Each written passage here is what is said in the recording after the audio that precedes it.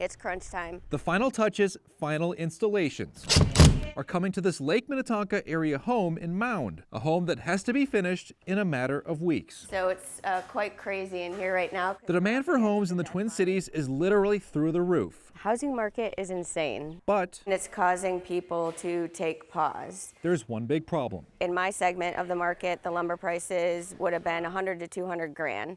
Now literally we're 175 to 300 plus, and then going up 5% month over month. That's not sustainable. Rebecca Remick, COO for Edina-based home builder City Homes, is familiar with the theories. The increasing price of lumber could be due to COVID restrictions in the mills, combined with more people starting their home projects during quarantine. The demand is putting more pressure on the mills, and they're at 50% capacity, and they just can't keep up. So I think there's a combination of factors. Well, Rebecca says City Homes hasn't seen a decrease in demand quite yet.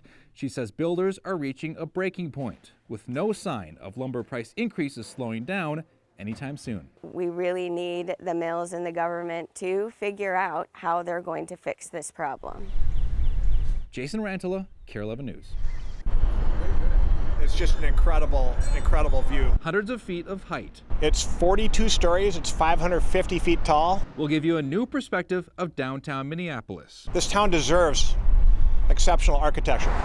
11 on the River is set to give never-before-seen height to housing. It'll be the tallest all-residential building in the state. We just topped off on April 8th. John Waninger is a broker for 11 and says 2/3 of the building's condos are sold, despite the fact it won't be complete until next year. I think a lot of people would be surprised about the demand, especially recently. Surprising, considering how downtown has been for over a year with the pandemic and riots. 11 isn't the only building set to scrape sky.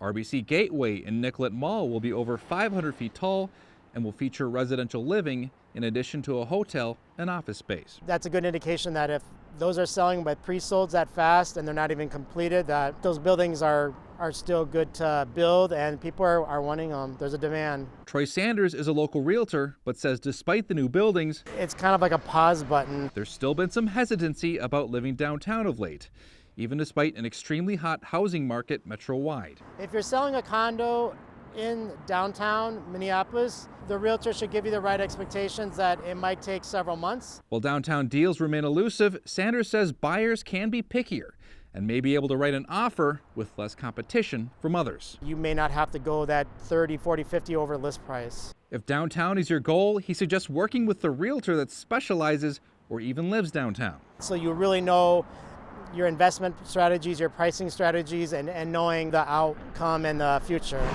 Speaking of the future, there's optimism. I see a full recovery in downtown Minneapolis. Jason Rantala, KARE 11 News. Staying at home can get a little cramped, especially when it goes on for an entire year. People have been in their house with their family, working from home, and now they want to get out of their cave, so to speak. That's one reason Twin Cities realtor Troy Sanders says has contributed to the hottest housing market in almost 2 decades.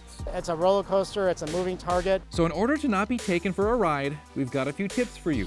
First off, you probably won't be shocked to hear this from a realtor, but get a realtor. So that you have someone that's your advocate and knows your goals and your dreams and knows what you're looking for exactly. And find a lender that communicates all the time, even weekends. Having the best realtor, the best lender, the best inspector, all helps you have the 3 people on your team. When making an offer, know that you may have to go well over the price. That's something Sanders says has driven people to sit it out for now. In the last couple of months, I've had about 4 clients bow out, and they have said, Troy, we've written offers, we don't want to do this right now. Sanders says deciding whether to move now or wait really boils down to how long you're looking to live in your new home. If it's only a couple years, Sanders recommends waiting it out. You may not get your money back of what you have to pay, and when you sell it, you'll have to pay the commissions with the agents, and you may not make money or lose money. If you're set on buying this year, start early, 5 or 6 months out.